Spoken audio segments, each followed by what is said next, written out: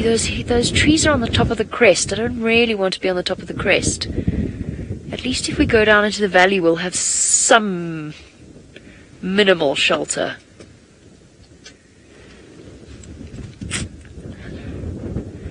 Okay, this is great. Our rangers got off the car and I need to start moving.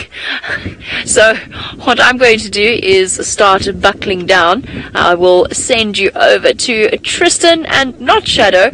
He was with Tandy apparently, but let's see what his plans are now.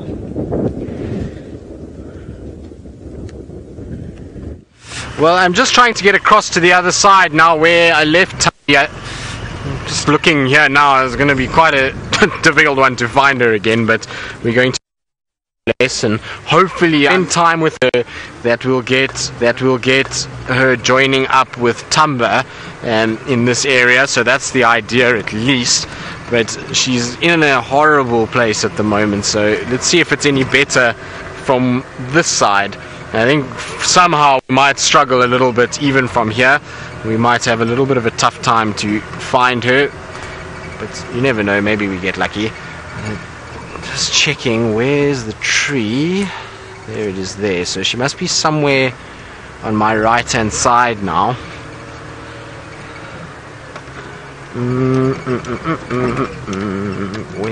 Where are you, Tandy? You must be here. Just trying to look at the lay of the land. Trying to take some sort of landmarks that I had earlier. There was that tree there, so she should be here somewhere, Seb. So maybe we'll find her just lying up on one of these thickets. Because there's the big tree, and she came in this direction. So from here it's probably going to be better. It's a little game of trying to find her in this.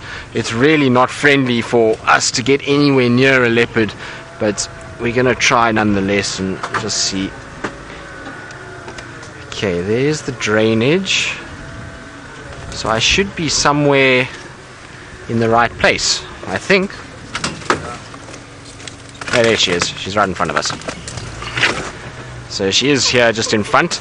So we'll stop here because I don't want to push her any further, but she's hidden and perfectly camouflaged just in front of us at the moment. So I asked the guys just now who that leopard must be with the kill, because apparently the leopard is back there, so it must be either Kuchava or Inkanyeni that's in that area. Apparently it's near Chitwa driveway, but on the northern side in Torchwood. So we know that Kuchava and Inkanyeni have been in that section, and so I think it must be Kuchava if everyone's getting a little bit confused with Thandi, although she's such a young leopard, I don't know, it's difficult to confuse the two of them. But you see, she's just watching an emerald spotted wood dove that came past her, and now back to taking it easy. There's a little wood dove is on the floor going past. It's a beautiful little dove, isn't it? And they've got the most wonderful colors, these emerald spotted wood doves. Especially when the sun just glints onto them, then you'll find that they get a beautiful sort of green tinge there. You see how just a little bit of a shimmer of green as the light hit. So very pretty. We do also get blue spotted wood doves in South Africa, but not down here in the Sabi Sands. They occur more to our north. These guys are the ones that we get here, and they've also got a very cool call. And I wonder if Tandy's going to wake up as our dove meanders towards it. Dove, be careful, don't go through the bush, you're going to get a nasty surprise on the other side. Although Tandy's in no state to be hunting doves at this stage, she's a sleepy cat and is just taking it very easy and resting. I'm sure she is going to move as that sun starts to dip down. Now, just news on the Nkuma Pride and why we haven't been up that way with Tandy sleeping like this. It's because the Nkuma Pride has just unfortunately crossed towards Tambuti Dam, just north of Buffelshoek, and the visual is not great at the moment. The cubs apparently have been left on our side, and they've gone to Tambuti Dam for water, and so we're not going to head up there if we can't really see them, and we don't want to go to where the cubs are if they're on their own. So we're going to sit here rather with Thandi and hope for a reuniting of the family with her son Tumba, and hopefully the two of them will come together and we'll be able to see them. But you see, look at how her breathing rate is slowed down as it's gotten cooler this afternoon. So that breathing rate is slowing minute by minute, and she's in a far more relaxed breathing situation.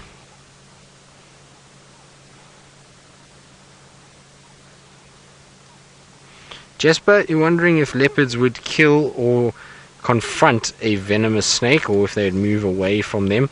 Well, they will confront venomous snakes. I've seen a leopard going, particularly young leopards, they're not 100% sure of things, and they go after cobras and puff adders and even mambas. And we know that Tandy and Tumba were involved in that crazy incident with the black mamba and the brown snake eagle on Chitwa, where they had a little bit of a kind of altercation, and Tandy was smacking at the black mamba and trying to grab it. So they do go after venomous snakes from time to time. This injury, though, I don't think is relating to a venomous snake. Generally, when you get something like a mamba, if it bit her, she would probably be very sick and if not die. If it was something like a cobra or a puff adder, we would see an area of massive swelling and necrosis of the skin. So it's almost like frostbite that you would see, and you'd see a big swelling area. And I remember that the Ravenscourt female, she had a cub that was bitten by what looked like a puff adder to the chest, and her whole chest swelled and went black, and then she'd passed away after that. So, or he, should I say, passed away after that. So it does happen that they do confront venomous snakes, but in this situation, I don't think it's a venomous snake. Like I say, I'm sure that it's to do with hunting. And I was talking to Aubrey now, and he was saying to me this morning he was watching her hunt this duiker in this area, and the more she ran, the more she started limping. So it's obviously a strain injury. It's something like us pulling a hamstring or something like that. And you know, if you've ever pulled a hamstring, how uncomfortable that can be and how difficult it is to move around, and any time you exert more energy, the worse it feels. And so it'll be a similar case with Tandy and her front leg. She's gonna, the more she uses it, it's going to hurt a little bit, but slowly but surely it will start to heal, and eventually she'll be okay. I don't really have too much worry about her. If she can walk like that in a situation where there's not too much adrenaline pumping, then she'll be okay. As soon as she has a situation where adrenaline's pumping, she'll be able to run and grab food items. So I think she'll be okay, much like Shadow. The two of them both are going to have to try and just deal with the injuries that they've got. But crazy to think that both sisters, I still can't get over it, that they both got injuries at the moment. It's very weird.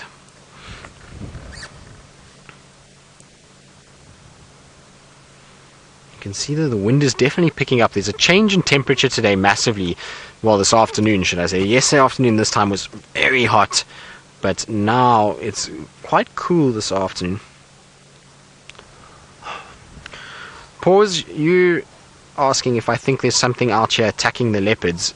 As I've stated twice this afternoon, no, I don't think anything has attacked these individuals. These are injuries that are muscular or bone structure injuries. They are not attacks from another animal. There's nothing that's coming out and eating these leopards or getting into their legs and breaking their legs. It's not the case. This is something that has happened in a natural situation when they run around and, like I say, they put their foot somewhere where they've overexerted themselves, or they've in some way managed to hurt a muscle. It's like us as people. If we run and our foot lands in a slightly awkward way, we can roll over an ankle, or we can tear a hamstring or tear a calf muscle. It's the exact same thing that we're seeing with this individual. Now, there might be a bone structure injury there might be a break or a fracture in the bone as well. Difficult to say. It's not like we can just x-ray these females and know, but there is no physical attack sign on these individuals that something has actually gone after it. So it's not like there's other leopards or lions or hyenas or elephant or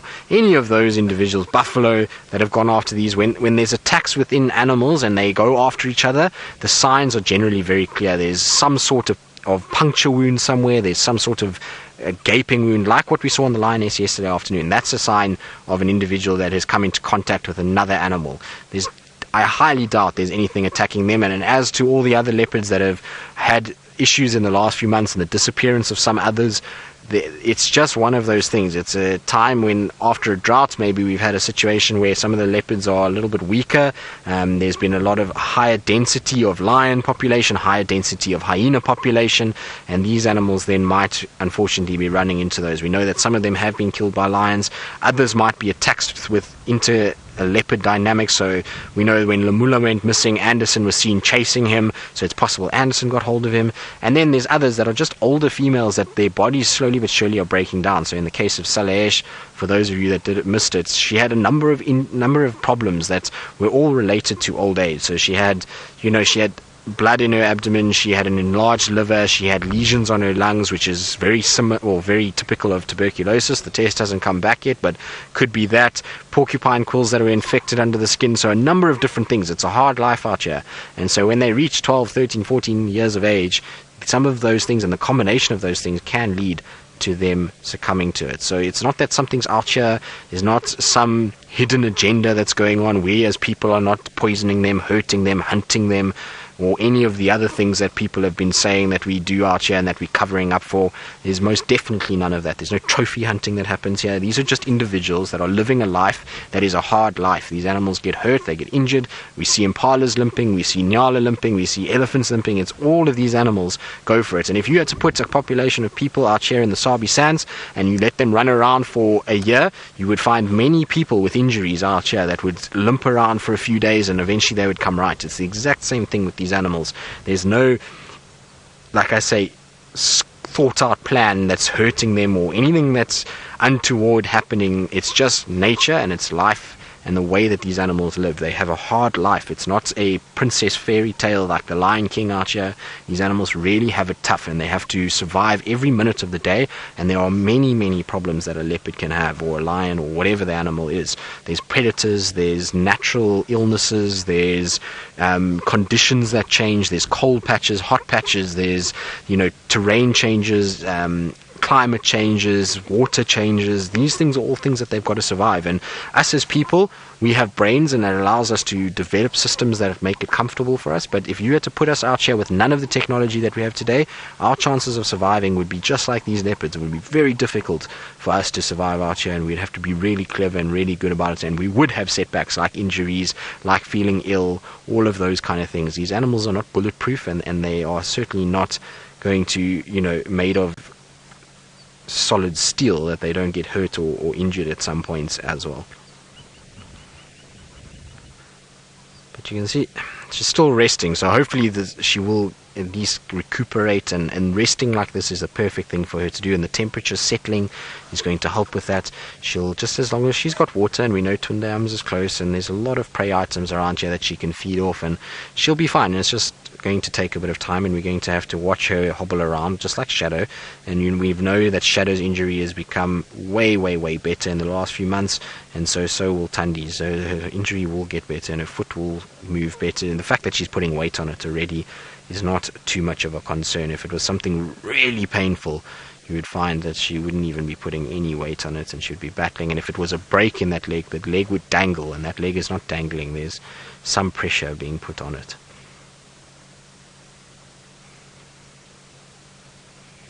What is incredible though is the camouflage of these individuals. Like I say, the chance of seeing this when you are driving past, and luckily, like I say, we are able to track here and we are able to walk and find these animals. But if you were driving in the Kruger National Park or in any one of these parks and you were trying to find one of these leopards, you can see how easily it would be to miss it. Here I am right here, there's a leopard no more than 10 meters in front of me, but from that picture you can see very difficult to actually pick up that spot pattern. That spot pattern is designed for them to blend in environments like this, and so you can imagine when you're doing 30 kilometers an hour in the Kruger Park or 40 kilometers an hour, there's chances of seeing that animal lying like that is very slim. It's really difficult, and so we're so fortunate that we have an opportunity, one, to go off-road and to be able to follow these cats, but two, to be able to track, because otherwise the sighting this afternoon would have been non-existent. We would no ways we would have been able to see it from any of the roads, or if we weren't able to actually get off on foot and find this individual.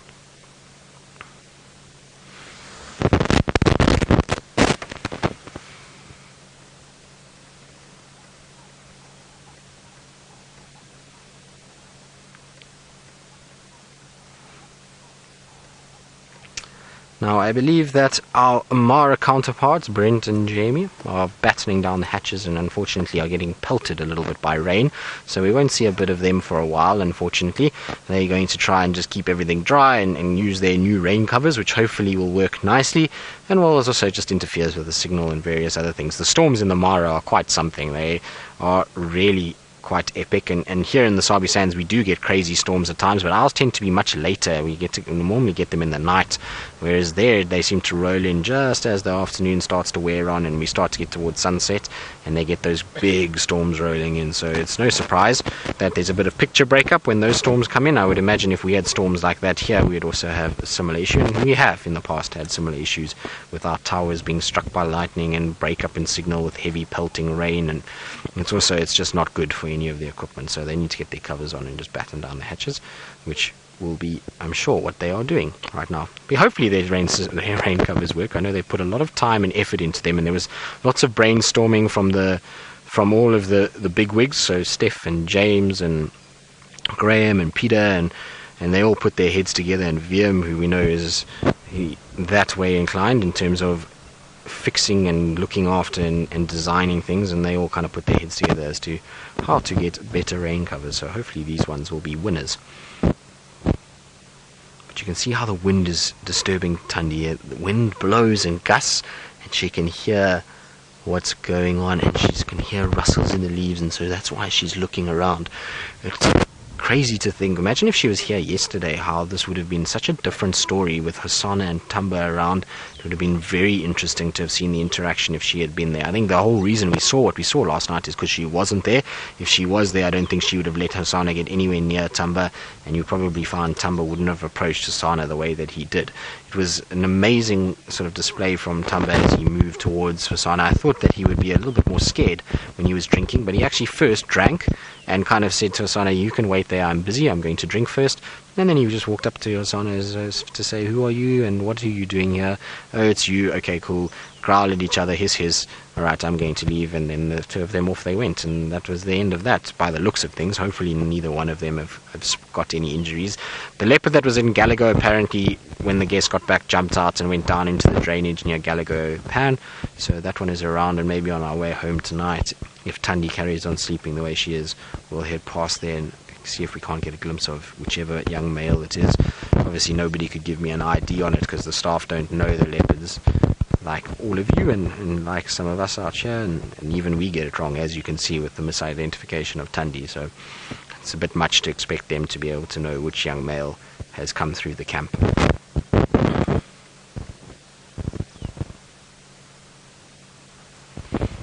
Now, I believe a lot of you are enjoying that we're spending some time with Thandi, and we've been so fortunate. We've really had a great time with a lot of our leopards, so we've been able to spend quality time with Hosanna in fact, Hosanna probably has been the one we've spent the most amount of time with over the last week or two, and then we've had great time with Tamba last night. We've had lots of time with Tingana the other afternoon when he was hunting and vocalizing, and a bit of time with Shadow the other afternoon. So now it's nice just to spend some quality time with Thandi, because the time when I found her the first afternoon I was back, I didn't actually spend very long with Thandi because she was sleeping in the long grass and Hosanna was up to all kinds of things, and then Shadow arrived. So it's nice to actually just to sit with her, and she can see how she's calmed down completely in our presence. So earlier she was a little bit upset, and that's because she saw me on foot. Like I say, if she hadn't seen me on foot, I think she would have been quite fine, but when a leopard sees you on foot, they know that they've been compromised, and then all of a sudden, after seeing a human form, which they know can sometimes be a little bit of a threat to them and they're a bit wary of, then see a big hulking great piece of metal crunching through trees,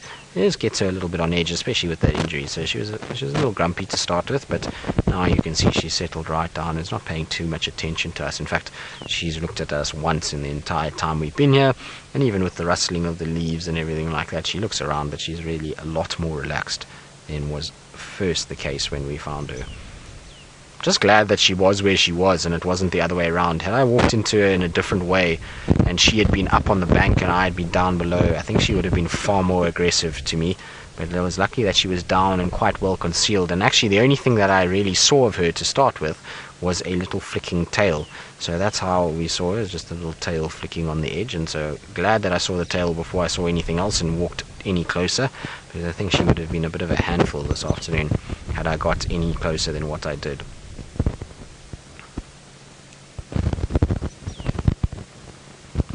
those ears are turning and listening though. It's amazing the dexterity in those ears and how far they can turn. It's almost a 360-degree sort of turn that they can do, and they can pick up sound behind them, on their sides, in front, and it is a huge part of a cat's armory is to be able to hear as well as they do and hear in the directions that they do. So even though they're looking in front of them, they can pick up if there's anything behind them and pick up if anything might be sneaking towards them. And that's why Tamba and even Hosanna yesterday, straight away they could hear or see, and so it really is a great gift to have ears that can move as much as theirs do. Right, now I believe Jamie is out the storm, has survived, and she has come out the other side with a lion.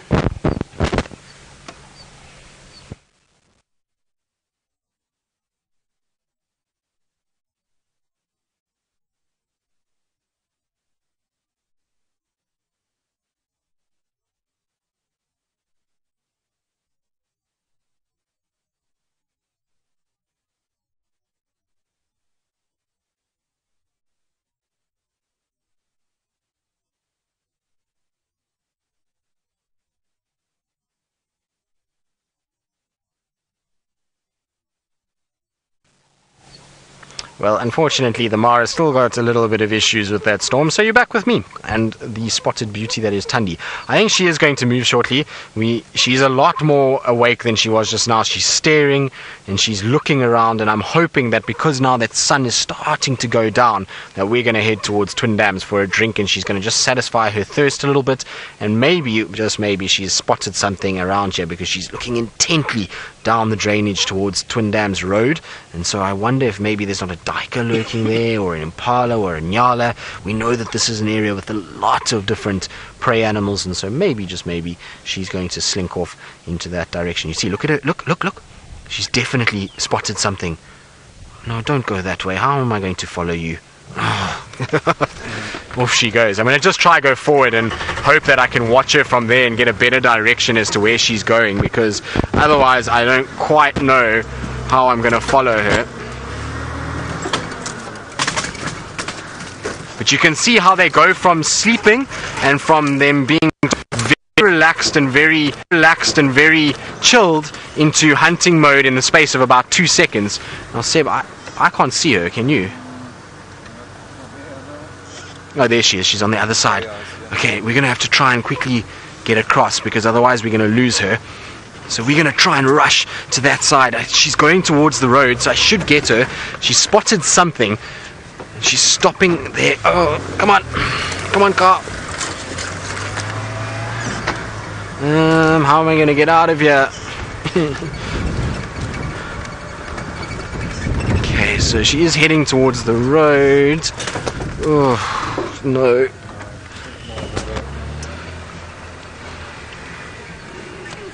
I've got to try and keep up with her, as well as try and get out of this.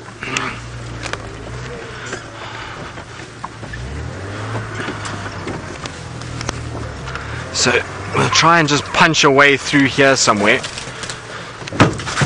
You're right there, Seb.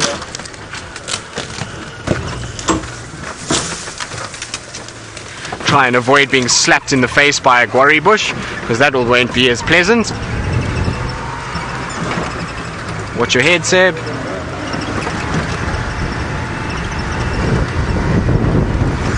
Now the reason why I'm rushing is because this area is so dense. If I lose her and I lose the direction she's heading, I'm going to really battle to find her again. And obviously now that she's moving, I want to try and keep up with her. I want to see where she goes, who she might link up with, or what she's hunting. And you could see, like I was saying earlier, all of you that were thinking about the way she would move when there's a bit of adrenaline, did you see how she was able to actually run along? So she was able to put a bit of weight on that leg and really kind of get going. So hopefully she's going to be fine. Oh, I hope she hasn't crossed yet.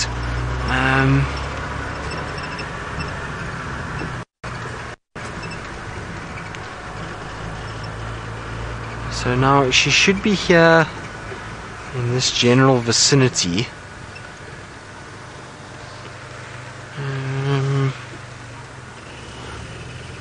Oh, this is such horrible bush.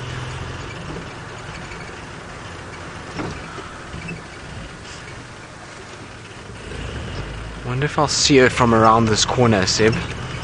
Because we were over there, and she was coming up this direction. No, so nothing on this side. She was on the other side of that mound.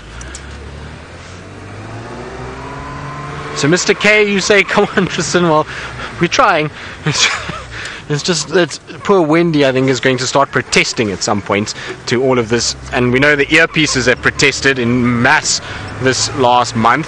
So I think Wendy hopefully won't do the same to us. You got it? Ah, there she is. Awesome. Look how beautiful she is. Hello, girl. Look at that camouflage as well. It's a wonderful example of how well they blend. Even though she's right out in the open, she's blending beautifully well. Ah, and you're going to lie down there now. So she's going to just sit and lie down. Let's just go a little closer, Seb, so it's going to be a bit easier for you. You don't have to film with all the windy grass, because the windy grass will play with Seb's focus points and it's not going to be as easy, so I'd rather get just a little bit closer where we can actually see her. There you are. Hello, girl. Don't growl at us, please. There we go, Seb. Is that better? Much better, I think. You can see now we can actually see over the grass. And thank you for coming out and lying out in the open. What did you spot, though, is what I want to know. Maybe there was a little duiker. In fact, remember we saw a duiker sleeping here this afternoon when we came this way. So maybe that's what she saw and is why we saw her bounding in this direction to try and hunt said duiker. See, the breathing rate is also quickened ever so slightly after that little bit of energy that she's just exerted. Shame, girl. Where did it go? But it is amazing their camouflage, because she was just behind that tree and we drove past her, didn't see her at all. I think she was a little bit further back, but still we drove really within 15 meters and missed her completely. At least this time on the way back we were able to see her and she was kind of standing out. But if there was ever such a thing as a piercing stare, Shadow and Tandy have it down to a T. When the two of them look at you, there's just this kind of piercingness that goes right to the deepest part of your brain. It's almost like they drill holes through your eyes and into the back of your skull, where they're kind of analyzing exactly who you are and what you're about, and making sure that they take in exactly everything that they need to know about you. So it's quite something when they look at you, especially in real life. When they stare at you, it sometimes can send a little bit of a shiver down, especially when they're growling and not very happy, and you've got nothing between you but some ground and you're on your own 2 feet. It definitely does send a little bit of a cold shiver down the spine. Luckily with Tandy, I've never really had too many issues.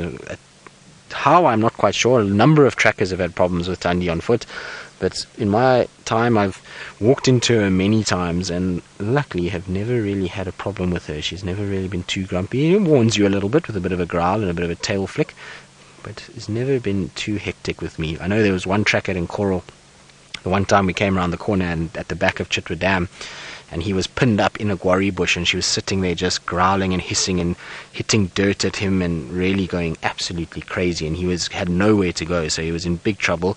And luckily the vehicles were close enough that we could get there and get to him before anything happened. But she was really not happy and she was right up on top of him. It must have been a meter between the two of them as she was hissing and growling at him. So you got to be a little careful when you walk in track these animals, particularly in dense thickets and when they've got young ones. And she had just had her first cub at that stage, so she was with Wabiyiza at that point and was a little bit on the angry side of life. Maybe that's why she's so alert. You can hear the francolins that are calling. It's almost as though something has just disturbed them. Maybe little Tumba is here somewhere as well.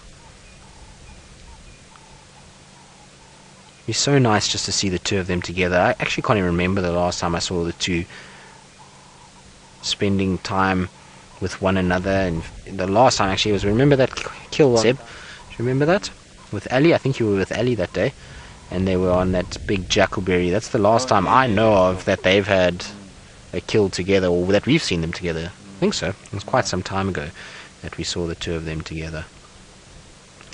But whatever caught her attention, or whatever is catching her attention, still got it, because you can see she's staring intently down towards the road. So I don't know what she's seen or what she's spotted, but there is something that's keeping her gaze. She's really quite focused on whatever it is. As I say that though, she starts to close her eyes. You're getting sleepy again, my girl.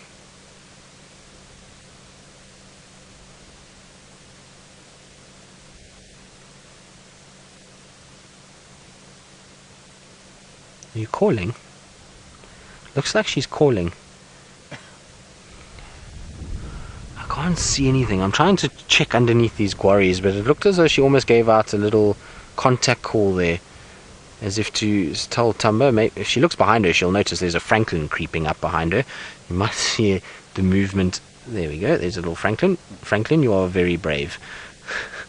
Tangling with Tandy is probably not the best idea. Yes, off you go. That's a better way to head away from her. Hopefully she's gonna, if we see her starting to chuff, then we know that she's spotted Tumba or at least another leopard. But it looked like there was a slight little call there. It wasn't much, but there was definitely some sort of noise that emanated from her. There you go, see? Maybe it's the flies going up her nose that are causing her irritation. But it almost looks the same as when they start chuffing. It's the same kind of look about it. Did you see the membrane coming off the eyes there? How cool is that? It's amazing the things that we get with these cameras, because they can get so close in. When she closed her eyes like that, as she opened, the membrane that went over the eye just slowly receded. Shame, girl. Are these flies irritating you? It looks as though she's getting very irritated with them. They're not very pleasant at all. Seb, look at that beautiful sunset as well. We've got a magical sun that's just setting over the thicket. I know it's not the greatest view in terms of the number of trees in the way, but look how orange that sun is tonight. Very pretty between the trees. One day I will have a leopard in an open tree now in the winter time with that sunset. I've always wanted it and I never get it right. It always kind of doesn't work.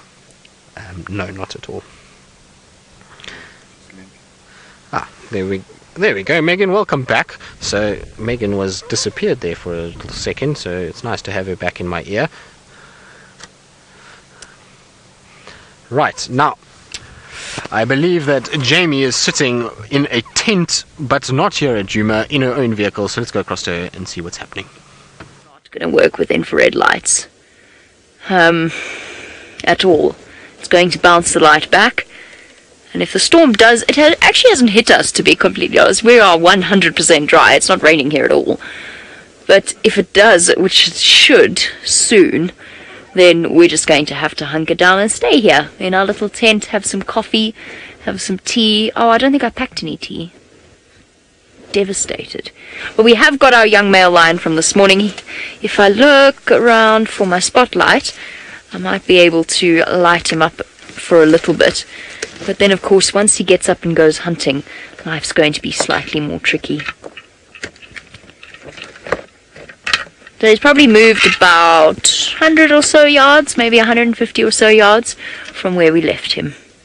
So this is our comfortable, cozy setup whenever it rains. So if you see something flapping every now and again on the right-hand side, that's the rain cover blowing in the wind.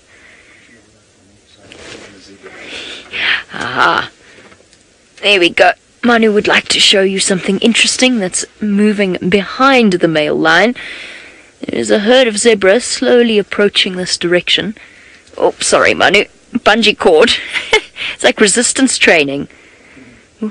Working out my triceps. There we go, staring at the lion. He's realized, the zebra knows that there's a lion there. He's just trying to get a good idea as to what that lion's doing. Is it sleeping? Or is it stalking? Their eyesight's good enough to spot the fact that it's a lion, but not necessarily, make that particular call.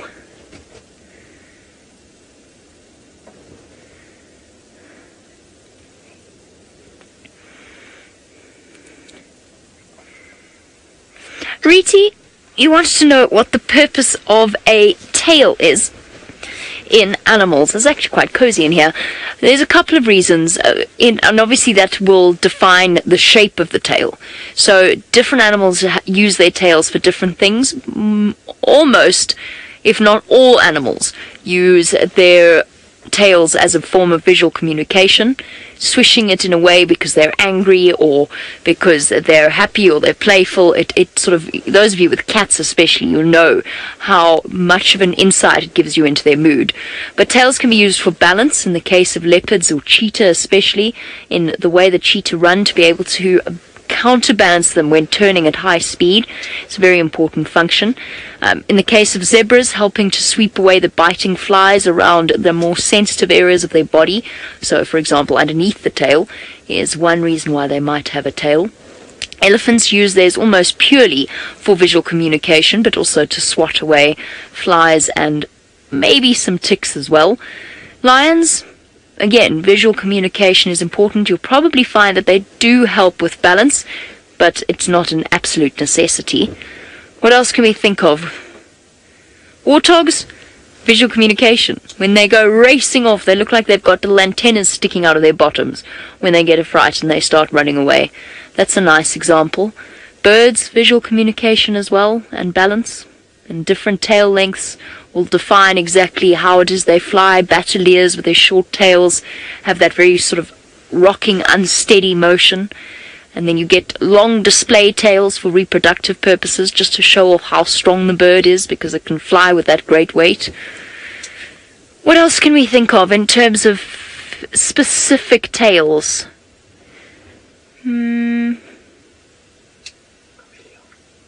Chameleon. Chameleon, says Manu. And chameleons with their gorgeous little curled tails up like that is a great way of, again, balancing themselves. I wonder if there's any thermoregulation involved in tails. Some animals use their tails as a defense mechanism. They can drop their tails at the drop of a hat, so to speak, like a lizard.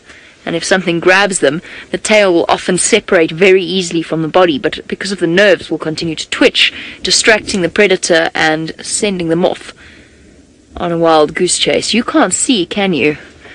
No, because I didn't think the system through. But the zebra are still all staring at the lions, or the lion, just singular. Now you can't see them, can you? No. Oh, no, my arms aren't strong enough. This bungee cord's too strong for me. You know what I could just do? Wait. Yes, Chantel's absolutely right. I don't want to have a James accident.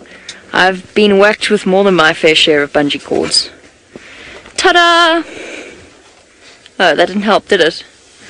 Well, okay. I give up. I can't have this thing flapping now, so now I've got to re-bungee it.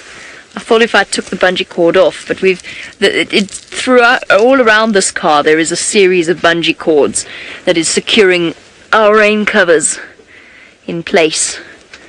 So we're nice and tucked up and tucked away.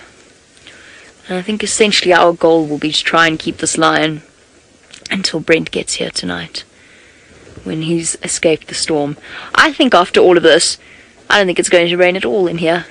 I think we're going to have done this all for nothing.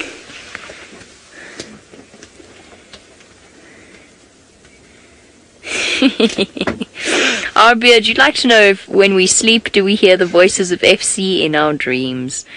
We do. Well, I do. I also hear Wildebeest a lot in my dreams. I dream a lot about something going wrong with the broadcast for some reason. I have lots of Safari Live related dreams. In fact, I only really dream about Safari Live.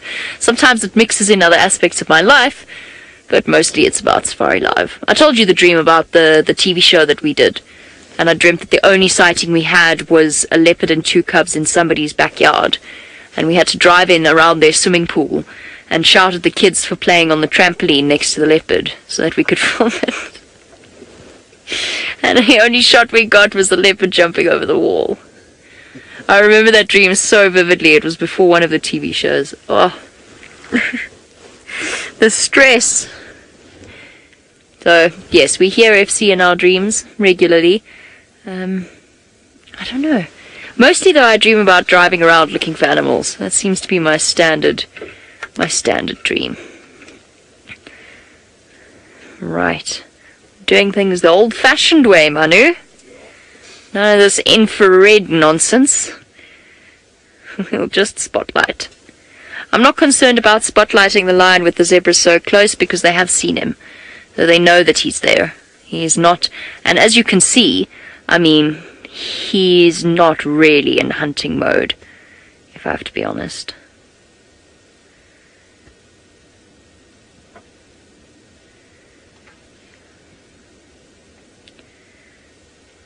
Twitching ear.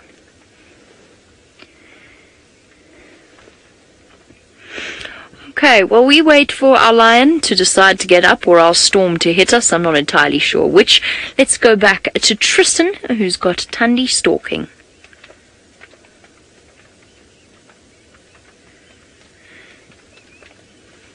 Well, unfortunately,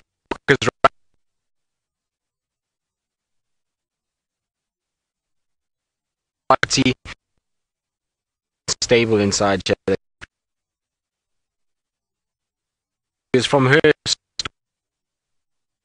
running on that leg, so she's walking with quite some purpose, so she's actually not doing too bad. My girl, the Franklins ruined it for her. The Franklin started to alarm call, and the Steenbok moved just at the wrong time. She was just rounding that bend on this verge where the Steenbok was going, and then early for her to get a little bit.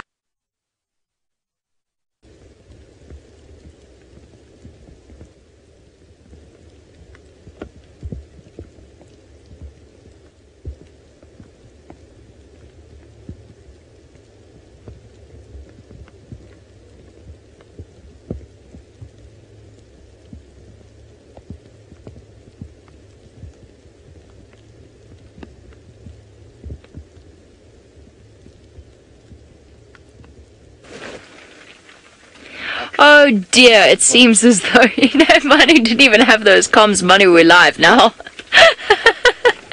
Best crash cut ever.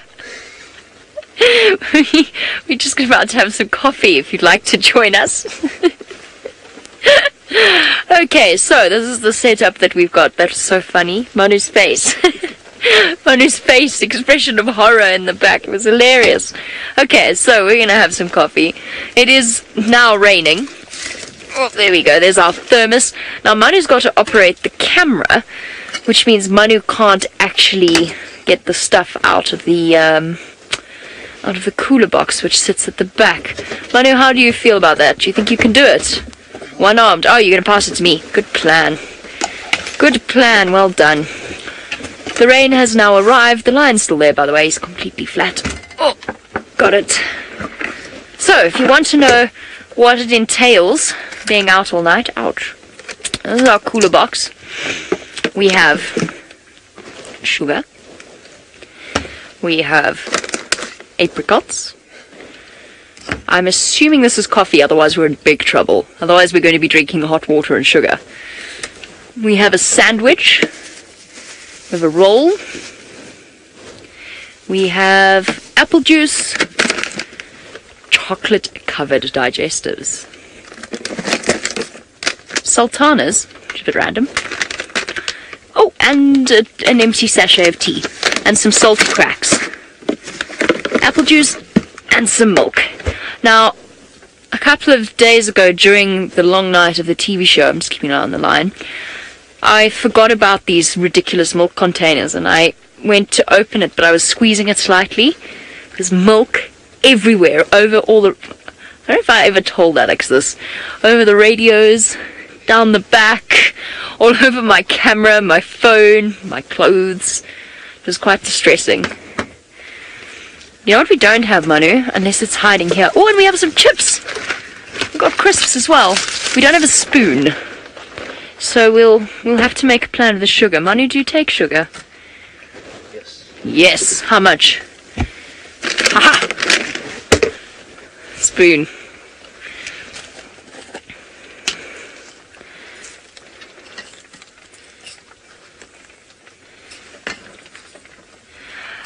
Adele, you wondering while I make our coffee, how much sugar did you say you have? 2. Yes. Sorry, Manu. Adele, you wondering while we've been out all night what's the scariest thing we've had to deal with? Hands down the stampede that I got caught in. I was not panicky, but I was frightened. I don't think I've had adrenaline surges like that in a long time. It's probably one of the most frightening moments I've had in the wild. I was really quite concerned, because when 100,000 wildebeest run at you, they don't really have much room for maneuver, so they don't really have anywhere to go, and I was deeply concerned for our safety and the safety of the wildebeest, and it took us a long time to get out of that, a very long time. What else have been? I got stalked by a few lions, but quite playfully, not too serious. Here comes the rain. There's the lightning. Not too serious, but obviously that's you treat something like that seriously. Sub-adult lions in particular, they're not used to seeing cars at night, and they would actually run up and go to jump at the car, and that has to be immediately be stopped. He's up. Now you get up. It's because we poured coffee, isn't it? And you wanted some. Yes, I know, and it's dark out. Okay, let me complete this task quickly. Oh, you see, and I always drip the milk. Oopsie. So there you go. That is the coffee making hot box process. I'm sure you were all thrilled. I'm sure this was an absolutely enthralling segment. Let's send you now back to Tristan, who might be more entertaining. Well, I don't know, Jamie. You can be quite entertaining when you're making coffee, especially when the milk is spilling all over the place. It sounds like an epic adventure, making your milk and having all your snacks with you as you go through the bush. But Tandy has just settled down now. She was slowly walking towards us, but she's just decided to have a bit of a groom session and get herself back into decent condition after a little bit of walking around. So that's quite nice to see that she's walking fine. Like I said, when there was a bit of adrenaline, there was no problem whatsoever. She was moving with absolute aplomb, which is good. But she's in an area where we spent so much time with Tumba, so I wonder if little Tumba is not somewhere here. This is where he came from last night. He came out of this section and down Twin Dams Road, so maybe that's why she's here. Let's see if she does start contact calling. It will be interesting if she does. I would imagine that she might, in search of her little boy. It seems as though the amount of time they spend together is getting so much less from the times from sort of a few months ago. They really don't spend much time at all together these days, and maybe she just wants to check in with him. I would have thought she would have been a lot more kind of wary of what's gone on, and maybe picked up the scent of her son and Hosanna, and maybe was a little bit concerned, but it doesn't seem to be the case at all. She hasn't contact called him at once. And that Steenbok, what amazes me about it is that she must have spotted it from that drainage line, then come all the way down into the Mulawati chasing it and to find it. It's really quite an incredible thing that she was seeing it from where she did.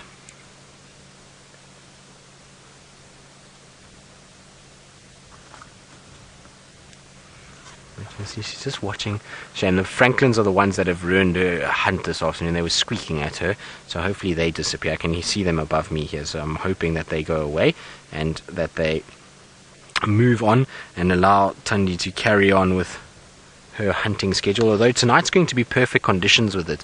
It's windy, it's going to make that very difficult for prey animals to hear what's going on, and she can move around in that section, so it's going to be quite tough for any prey animal tonight. But look how she's just scenting the air, so just lifting that nose up a little bit just to smell, just to check, make sure what's going on.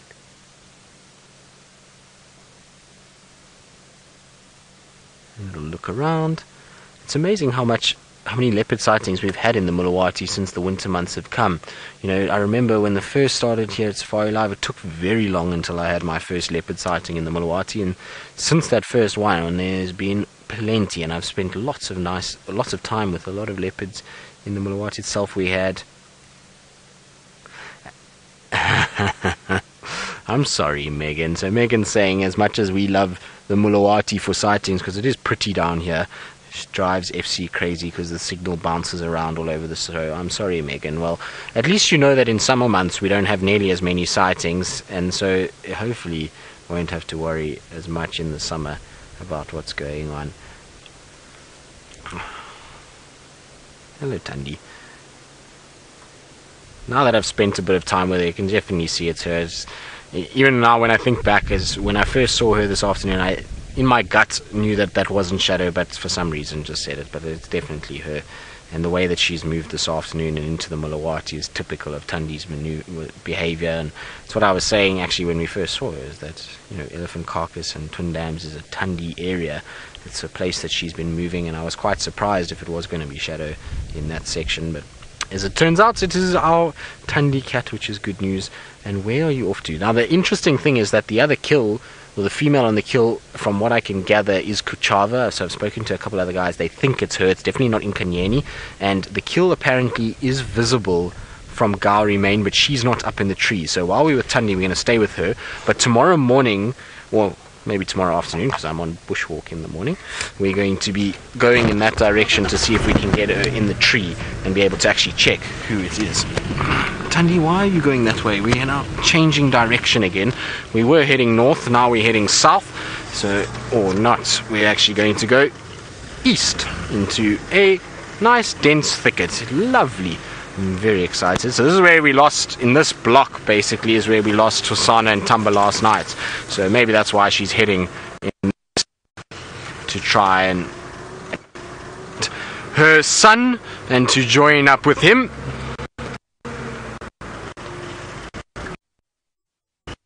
Sure, he's somewhere in this area. We know that he loves this section, and like I say, yesterday he came from here, so this is where I'm sure he has been spending the last few days, and hopefully this is where he lost Hosana last night and is where he's ended up this afternoon, and we'll see a reuniting of mom and son. I really want to see the two of them together. Oh, a little scent mark. Come on, Tandy, finish up with your scent marking. There she goes. Some of you may remember, this is where we had Tamba eating his tortoise when Tingana chased him that afternoon. This is the exact same place, under that tree where Tandy is heading now. And Seb, can you smell that popcorn? Oh yes. Yes, the popcorn smell of movie time, exactly, of Tandy's urine. It's very pungent. She let go quite a bit there, so probably hasn't urinated the whole day, so it's probably a bit more pungent than normal. That's exactly where her son was. Oh, where is your son? Find your son. Come on, Tandy. Maybe she'll even call him.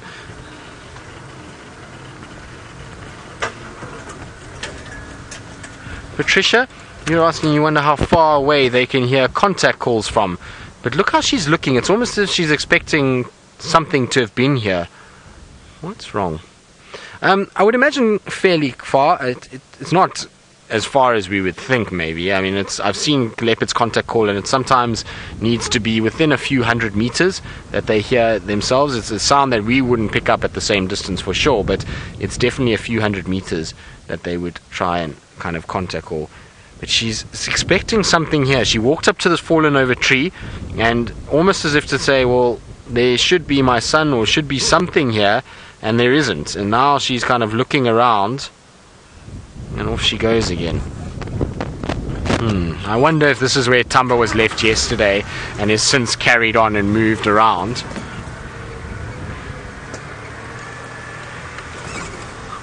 Might be a tough find for Thandi. She might have to do quite a bit of work to find Tamba after last night. We know that they did move a little bit, so maybe he came from here, headed to Twin Dams to go and drink, and was wanting to come back this way. This way, there we go. So Seb's saying, careful of my earpiece. Yes, Seb, we need to be careful. Otherwise I'm going to be in a lot of trouble if I break the only remaining earpiece that we have.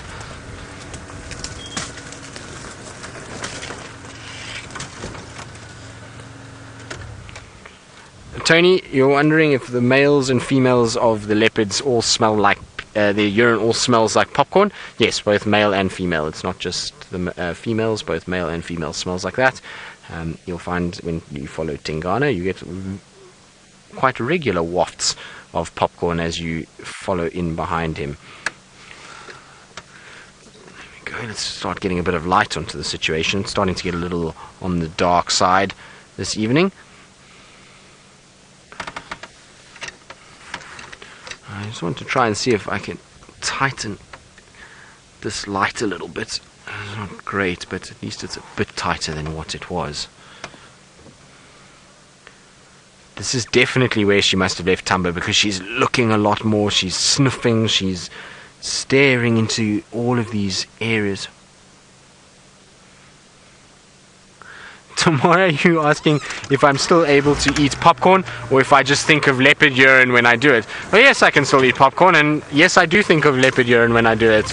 It's a weird thing, but I still can manage it. I'm not too fussy about the fact. In fact, it's a good memory when you think that you're eating and you can smell a leopard in what you're eating. Is always, for me, a good way of remembering, and lots of good sightings of leopard. So I'm quite happy with the fact that I can kind of pick it up through that smell, and it reminds me, like I say, of a lot of cool things that I've done and amazing times I've had in my life. So I certainly don't complain about it at all, and we'll still eat popcorn because, well, popcorn is quite Moorish, isn't it?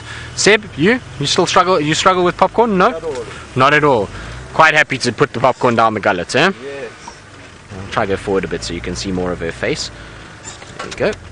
Little glint in her eye from our light.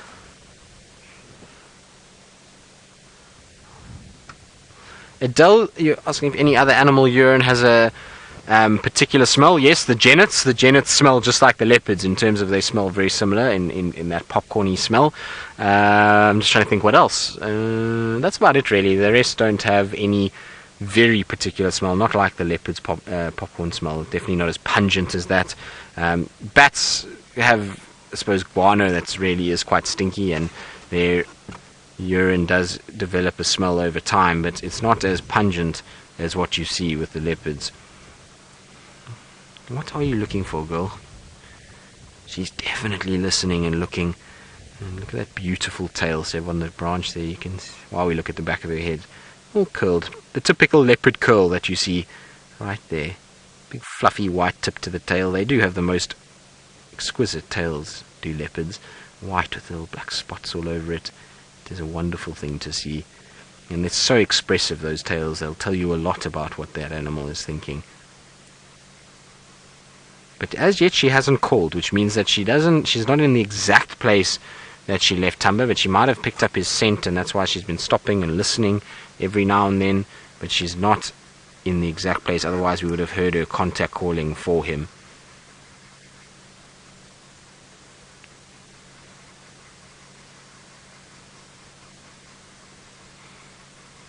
Now you can see that the limp, while it is not ideal, is really not too bad. Look how she's sniffing. Big deep breaths. What are you smelling? Wonder if she's not picking up the scent of Hosanna from last night. Maybe he walked here as well. See, nose to the ground.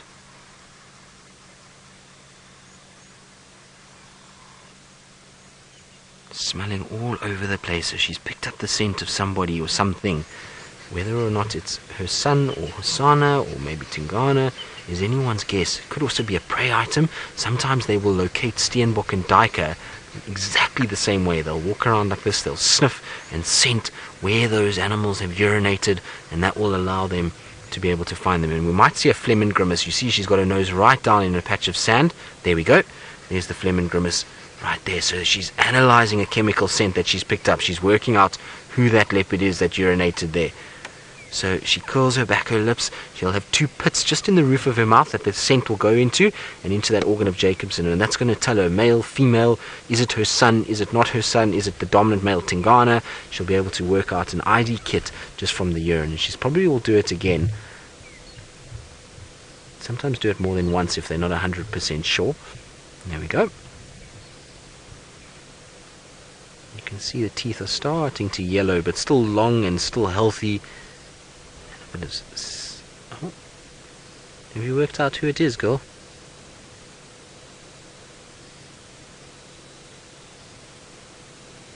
No, not yet.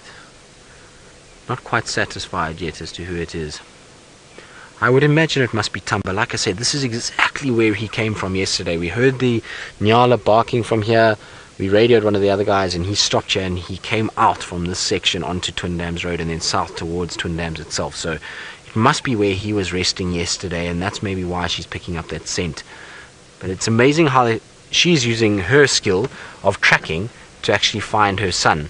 which is incredible. So we track them by watching their footprints, but she's tracking her son almost by chemical signature. So she's looking for scent and is trying to find him that way, which is incredible to me, especially if it's urine from yesterday.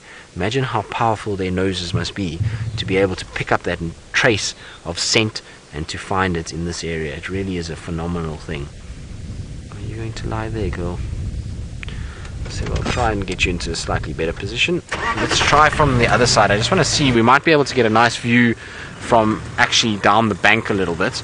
It might not be, but we'll just try it. If it's not, I'll come back to this area. But it would be, I don't know, maybe not, but let's see. It might work. And round the bush we go. Come on, come on. Yeah, there we go. Few little birds alarm calling here and there. I'm sure they've seen, not that appreciative to have her around them at night, even though she won't go after small birds. Here's tracks of a moving southwards, so there's tracks in the sand of another leopard by the looks of things. So I wonder if that's not her tracks. There we go, Seb. I don't know if it's going to be great view. Maybe in front here.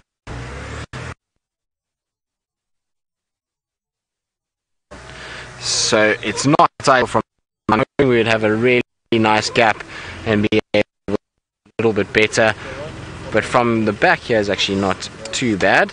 So we'll sit here for a little bit longer, and while we do that, let's go back to Jamie Patterson in the Mara as she explores the nocturnal world that is the open plains of Africa.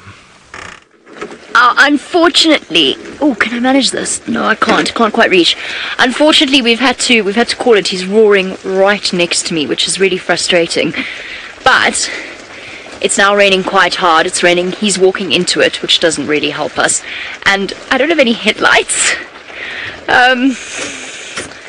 So at least we've got a spotlight this time. Last time I had to, actually that was one scary moment. Last time I had to do this, I had to drive home looking at the monitor. It was pitch black, it was a cloudy night, and I had to look at the monitor in order to see where we were going. That doesn't feel very safe. I just want to hook this bungee cord on. Chantal, just so you know, I'm out of comms for a sec. Just want to hook this in. I don't think it's too bad here though. Why won't you hook in there? Why won't you just do it? Well, fine. Be like that. Oh, Manu, we'll just have to abandon that idea. So there we go. You got a really nice inside view into exactly how this whole process really works. I'm going to have to drive back home once the rain's died down a little bit. It's not too bad, but it is pouring back towards home. So we'll have to, I mean, without headlights, there's not really much we can do. We're probably going to drive into a hole. I just didn't think it was a good idea to follow him any further. We'll let him go. He's going off towards where Brent last had lions, which I think might make him an Egyptian goose, but I'm not really sure. I'm not sure which pride he belongs to. And unfortunately now we'll never know. So, that... Oh, I'm going to actually plug myself back in. Whoops. Sorry, Chantal. So that's pretty much that. We're going to sit here till it dries out, and then probably go home, I think. Taylor's gone off across the other side of the river. She's going to be, in theory, out all night, but I'm not entirely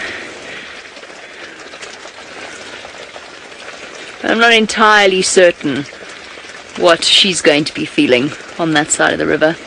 Right, now, Chantal said we could potentially go to a tech loop because Tristan is busy putting on his infrared lights. I feel like Chantal deeply underestimates my ability to talk utter nonsense for a considerable period of time. So what should we talk about? What shall we talk about? We could talk about Manu and the fact that he's been in Manu's like, yeah, yes we can. Yeah, we can. Manu has been an absolute legend, and since he first arrived has come on in leaps and bounds. and also has got such an intuitive feel for the animals, and you can really see it with certain people in the way that Manu films. You could watch from the very beginning, bearing in mind he hasn't worked in wildlife filming before. You haven't, have you? No. Yeah. We watch the way he films and watches the lion's body language or whatever it is that we happen to be looking at. If there's antelope and they all look in one direction, you can see Manu naturally following their body language. So it really is quite truly impressive. Now there you go, you see, told you I could babble, and that wasn't even nonsense that time. And all that's done is allowed Tristan some time to put his infrared lights on. Off you go to him. I'm sure the view is slightly better.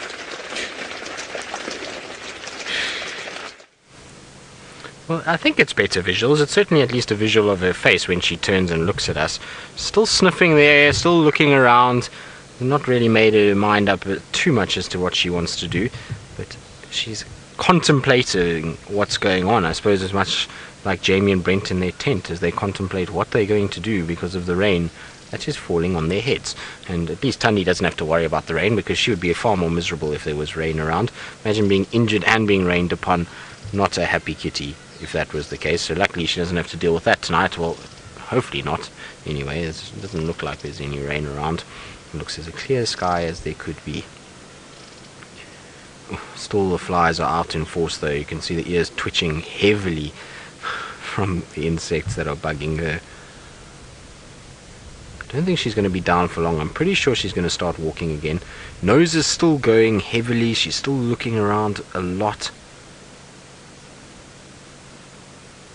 Those eyes look a bit freaky though when she looks at us with the IR, doesn't it? It looks as though she's almost... You can see how wide the pupils are. Yeah, there we go. So Seb is saying you can see how wide the pupils are on that cat, and it's amazing. We forget just how big their pupils can get, and it's half of the reason why they can see so well. They're allowing so much light into that eye and are being able to then see incredibly well. They see much like what we would see during the day, so it's almost like daylight for them at night, and so they've sacrificed a lot of their color vision for that purpose, and it's really a gift that they've got, and why they are a lot more active in the darker, dingier times of the day than they would be in the bright sunny conditions, because the advantage goes heavily in their favor at night with massive pupils like that they're able to see what's going on.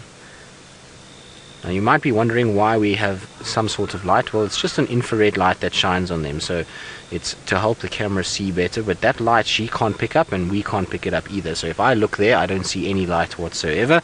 It's just see her in the darkness. In fact, I'm battling to even see her now, and so we don't see any light at all, but the camera is able to pick it up, and it doesn't affect the animals. That's what it would look like. There we go. So that's what it looks like without the infrared, for those of you that are wondering, and it's really changed the way that we're able to film wildlife, not only here in the Sabi Sands but in the Mara, because we're able to now spend time with animals and not affect them in any way. So earlier I was talking about that we couldn't really go to the lions in the dark, but now with those lion cubs in the infrared we can actually see them in the dark, because we're able to use these infrared lights and be able to see them. So there we go, that's the difference, and you can see how much cleaner an image it is, and that's not affecting this cat in any way. So if she was hunting, or if there was some sort of sensitive sighting here, we wouldn't have to worry in the slightest, because of the fact that she can't pick it up and no other animals can, and we can sit in complete darkness and just enjoy the beauty of these animals around us. It is a phenomenal thing, and the technology is absolutely astounding.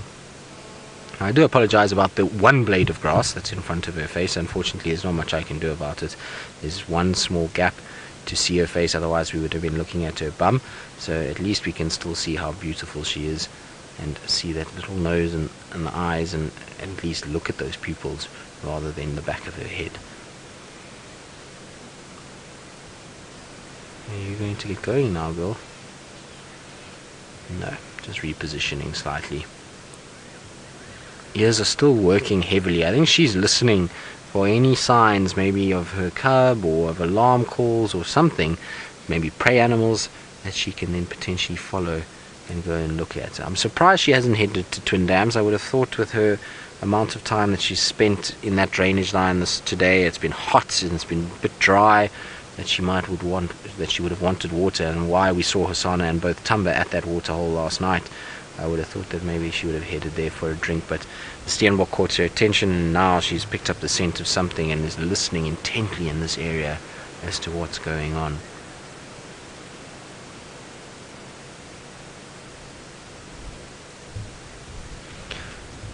Amy, who's 8 years old. Hello, Amy, and thank you for watching this afternoon. You say you really hope that she finds Tumba. Well, Amy, I think Seb in the back here probably hopes just as much as you do, because yes, I do. Seb has been saying to me the whole afternoon that he hopes the two of them join together. So, and also I do. I really love spending time with Tumba. He's such a beautiful cat. And last night, as much as it was nice to see him, we didn't really get to spend too much quality time with him because we were so focused on what was going on that it was difficult just to take in him and take in his sort of aura and the way that he is.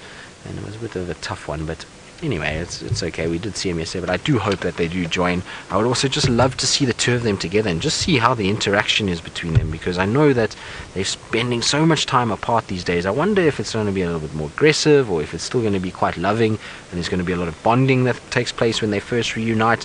It's a sort of scenario that I've been wanting to look at and wanting to see for quite some time, because I don't quite know what's happening with Tandy and whether or not this is now her leaving Tumba and moving on to a new area and kind of sort of branching out and going into estrus's and starting to mate again.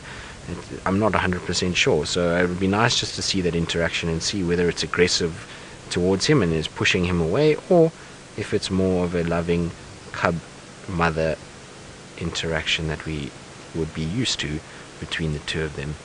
What I can tell you though is she's not pregnant, so that mating that she had with Tingana, if she was pregnant, we would have seen a sign of it by now. There's that stomach is quite gaunt and thin, and there's not really any sign of milk being produced in the udders, so, well, not udders, but in her teats. But so I definitely don't think she's pregnant, and so the mating with Tingana was, I don't think, a proper estrus. I think it was a false estrus for her to protect Tumba in this new section that they ventured into. So it's just that Tumba knows that that's still his cub, that this is a female that he does know, and that they still fall under his protection here in the Milwaukee, where they didn't spend any time previously. It's really going to be much better for both of them concerned. So that's why I think they've done that.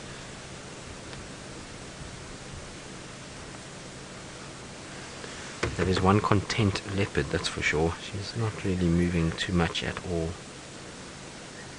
I've heard no updates about our leopard around Gallagher either. No one's managed to find that leopard, so I don't know who it is. Maybe tomorrow morning, if it's still there, we'll take a quick turn past the pan first thing. I'm hoping that that leopard will still be in that general vicinity and I can find it. Oh, she's perked up a lot more all of a sudden. What have you seen? I look around me, I don't see anything. All my lights are off, so I'm battling to see, but something caught her attention. Did you see how she bolted upright and she's sitting a lot more? There we go, you see, look, she's much more twitchy. What have you seen, girl?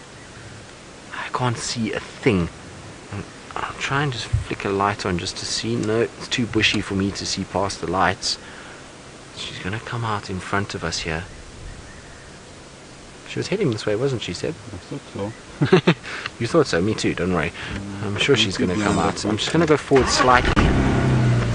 She's quite clever. She also knows if I start the car that she can move. Do you have her there? Yes, there she is. I can see her there. It's not a great view of her, but I can see her. No, I don't see anything. I don't know. I can't see a thing. I don't know if maybe there's a little duiker somewhere close to me, or maybe she's seen another steenbok. Remember, steenbok are often in pairs, and so if there was one here, maybe there's another, but she's definitely seen something. She's gone into stalk mode now, and she's watching and looking and scanning and checking and making sure and calculating where she's going to move. And from there, she's still very hidden, and it's dense and thick, and it's a perfect place. Once she comes out into the bit more problem because it's more open, and even in this light you could make out a shape in the middle. I don't see her at all. If she came onto the sand though, it would be much easier. Look how she's staring. I don't know what she's watching at the moment, but she's definitely intrigued in something.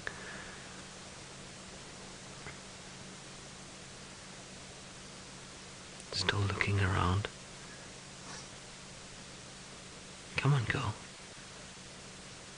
just weighing up options. And this is what happens with leopards, is sometimes their hunts last 2 minutes, sometimes their hunts last 2 hours. They're a patient animal when they want to be, and they will calculate and work out where they need to be and how they need to get there. And so we know Tandy is a very successful hunter, and it's good just to spend a bit of time with her and give her a chance to move around. And that's why I haven't moved too much more forward. We'd probably get a better view if I went forward, but she's watching something in that pathway, so I want to let her go and do what she's doing. Oh no, she's lying down. So I'm going to just try and sneak a little bit forward. She's not down crouching.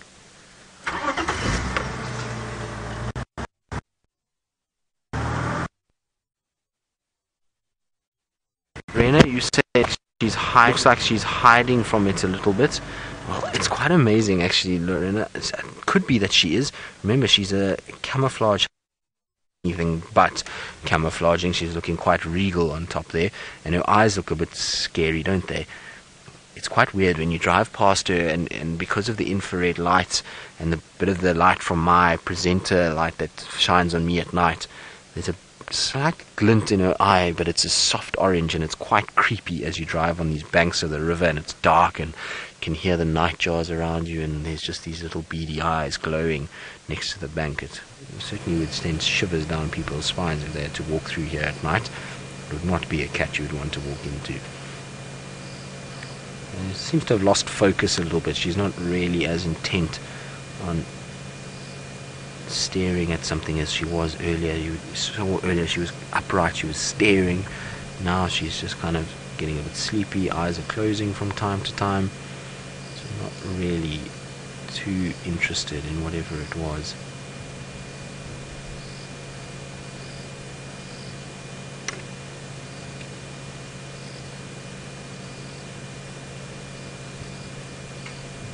Jester, you're asking, do I think Tingana would be more likely to share a kill with one of these ladies when they are injured like this? Absolutely not. It doesn't matter what condition they're in, he's going to steal that food for himself, and he's going to eat it. He's not going to worry whether they're injured or not.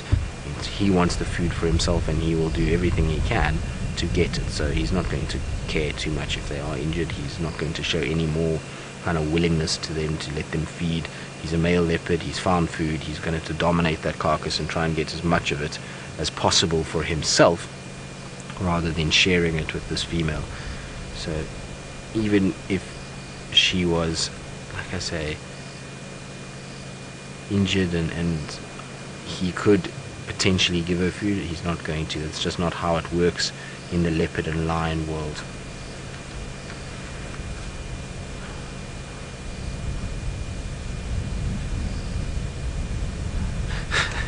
Dingo, you say you think Tingana couldn't care less about sharing with anybody? Well, yes, I think he's a bit of a glutton, and is probably exactly how he thinks. He's another cat, that one. He always seems to be around when somebody else has got food. I feel sorry for poor Villa. Every time he gets a nice carcass, Tingana seems to be somewhere close, and he ends up taking it for himself. So he's one of those that will often go and find his own food, but then will also readily steal from others, and I don't think he cares when he does. But isn't that beautiful? It's so nice that we get to see them, and in this infrared light, there's just something about the black and white that brings out the contrast of these animals, and their spots really kind of pop out, and it is so pretty to see them in that light rather than a bright orange spotlight. I think we get so much from this infrared, where it's just detail and beauty that comes out of them, and it's a different kind of way of looking at the world, in a little bit more sort of grayscale, and it's almost like we go into the eyes of a leopard, because I'd imagine that it's a very similar kind of way that they see the world, is bright like this, but in a very sort of dull tones of color, or no color at all at night like this. So it's quite a cool thing to do. But she's definitely still listening out. Little Thandi, are you looking for your boy? I don't know if she is. I think she's more on hunting mode than anything else. She's looking for opportunities to find food, is what I think. And in between that is just resting that paw. You'll find that when they limp, they do exert a little bit more energy than normal. Kind of drag their body around a little bit, but you can see not a single wound anywhere on that front leg. So it's the front left, but there's no visible signs of anything. I was watching her walk earlier. There's no damage to the underside of the paw. So it's just internally, I think it's more a muscular strain. that she's dealing with than anything else. The fact that she was running after that steenbok tends to suggest she'll be just fine. Let's see, odd moth that's flying around in the background too. Shame, Tandy, are you getting sleepy now, girl? Right, what I think we're going to do is probably sit with her for a little bit longer, but I don't think she's going to move much more than what it is now, and I wanted to quickly take a turn past Twin Dams while we're still on air in case Tumble was sitting there. What have you seen now? So of course she's heard that I'm saying I'm going to leave, and she's now spotted what she's looking for. What is it? What have you seen? Look at how she's poised now. There she goes. Look at how she's getting into position. So there you go, you can see she's still able to run. What have you seen, my girl? She's definitely spotted something. I don't want to move just yet until I can see what she's spotted, because I don't want to ruin it for her. Yeah. There we go, there's the duiker. So there's a duiker right in front of us. Oh no, the duiker's probably seen me and is just a bit wary of what's going on in the darkness, but hasn't seen Tandy. So we're going to just keep filming on the duiker, because Tandy's just on my left hand side. Maybe she'll come bounding out of that thicket. You see, she's on that side of the drainage, and she's going to have her work cut out. Hopefully that duiker is going to walk around straight towards Tandy, and that's why Tandy ran off southwards, to try and get into a position there that the duiker will walk straight towards her.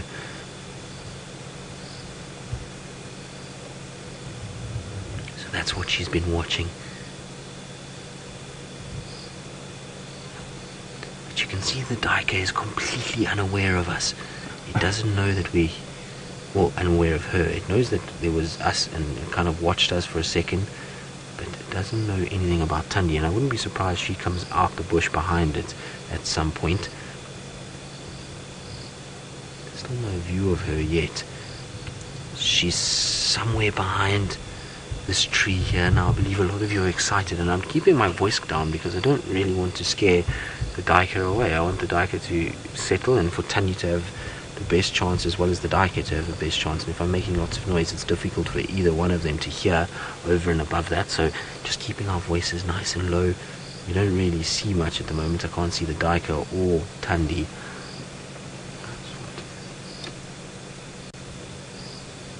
So that duiker seems to have gone off into that thicket behind there. So I'm going to just go slightly forward.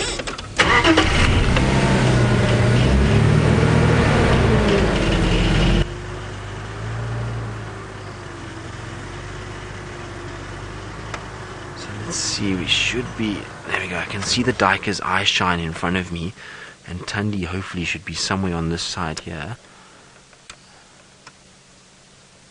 No, I don't see her.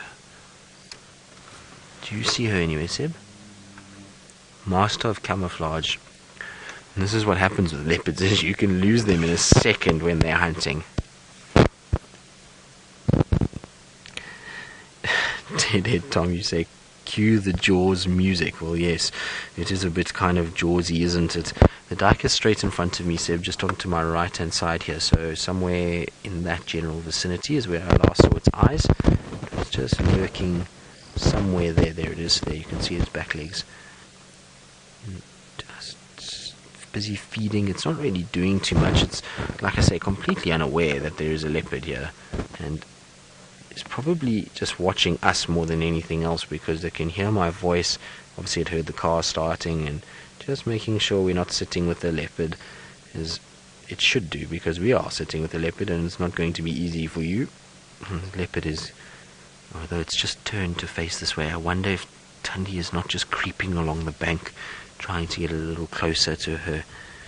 I can't see a thing. It's pitch black where we are. The infrared light is the only reason we can see a little bit, and the presenter light gives a bit of eye shine from the duiker, but otherwise I can't see a thing at all. And this is the way that it should be when we're seeing hunts like this, is we're trying to minimize our impact and trying to give each animal the best possible chance at survival, and or for the leopard to kill, and to try and keep it as even as possible and our influence as low Now if I used a spotlight, either I could show the leopard or I could blind the duiker a little bit, and both of those are not right. And this is why the infrared has also become such a big part of what we do, is it allows us to film these special moments where we see leopards going into hunting mode, or lions in the mara, or whatever the case may be, and we can actually follow the action for much longer periods of time.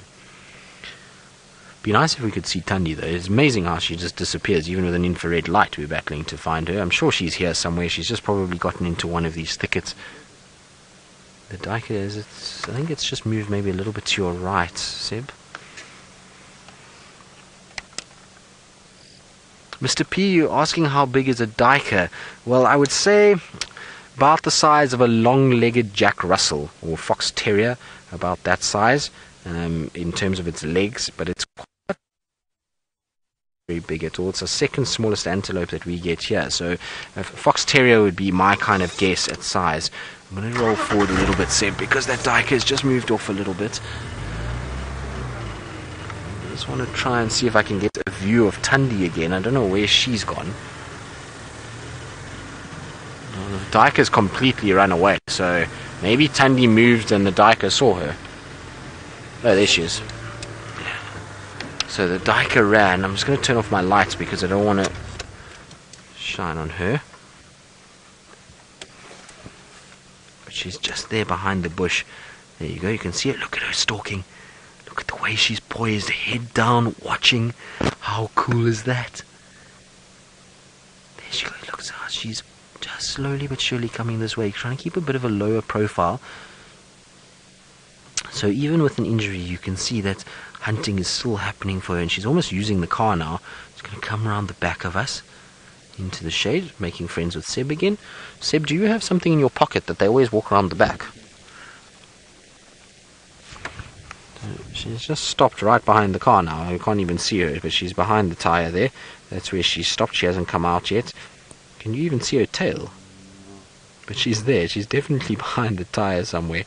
It's just we can't see her just yet. She's being very sneaky and using the car as a way of hiding from this duiker, which is what experienced leopards do. This is not unlike her grandmother, her mother, and even her sister. I've seen all of them doing it as well, where they'll use a vehicle at night just as a sort of point of cover, which is not what I wanted. So Seb says he can see her right behind the wheel. So I know it's a tire and that you can't see much, but she is right there. So hopefully she'll come out at some point. Seb, don't move too much. We know she can be a bit grumpy, so too much with her, but she is right behind there. I don't want to put any lights on her. Now, if she starts stalking out of here, it might be quite interesting just to stay with her a little bit. Either way, we can't move. She's so close right now. If I start that car, she's going to get a massive fright. So we just have to sit and wait it out. And unfortunately, we're going to have to just view the tire for a while. It's a very beautiful tire, isn't it? It's got a beautiful tread on it. Look how nicely it's attached to the back of the vehicle. Yes, that's the work that Seb and I did today. We had a wonderful day of changing tires around, and you can see that tire is in perfect condition. Look at the nice tread on the left hand side. So if we have a puncture, we're in good hands with that tire. We might as well comment on the tire since we can't see the leopard, and there's multiple different things that we can talk about the tire. Now that poor tire has probably seen a lot of injuries itself if it's been driven by any of us Wild Earth presenters, which it has been. And there's the antenna. So that's the beautiful antenna that we have that goes up, that sends this all to all of you. A bit of a moth action around the antenna. It almost looks a bit towerish as we look at it. So Megan is saying beautiful. Thank you, Megan. We like our tower wow antenna as well. Now Tandy, is that really where you're going to lie to finish up this evening?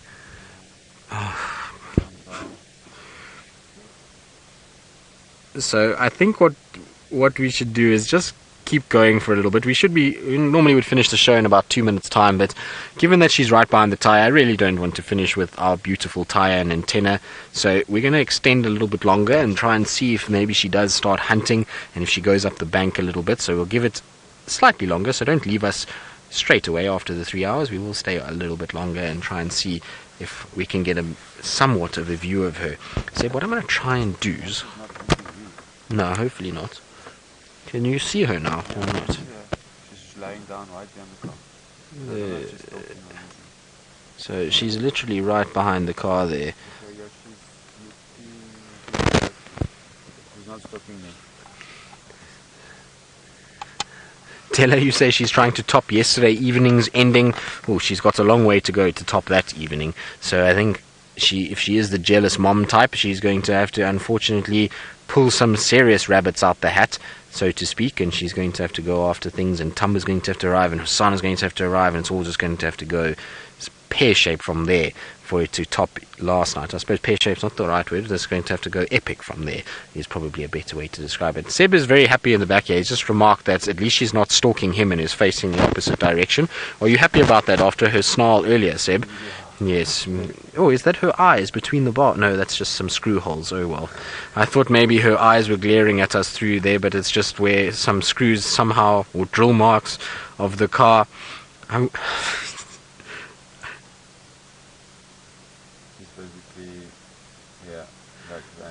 Orchid. So you're wondering what the duration is of a tire, but Seb's finger there was just pointing to where exactly she's lying. So she's lying in a diagonal from the right side of the tire to the left side as you look at it on the screen. But the duration of these tires, well, it depends if Brentley Smith is driving or if the rest of us are driving.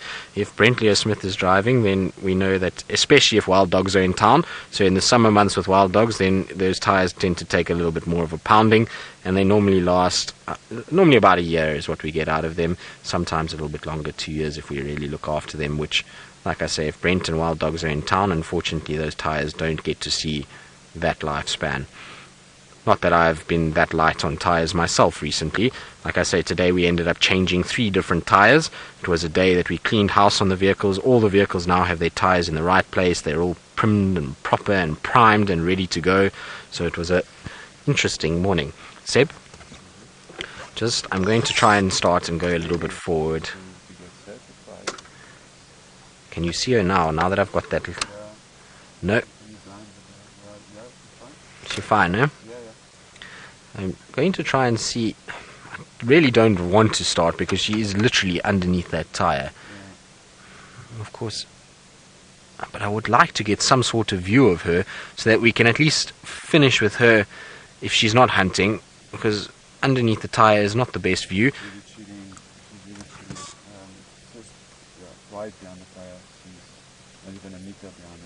Okay, let's try.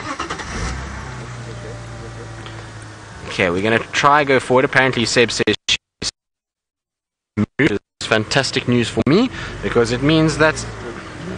So there she is. You can see how close she was behind us. Oh, Tandy, really? Places you could have sat. Places you could have sat.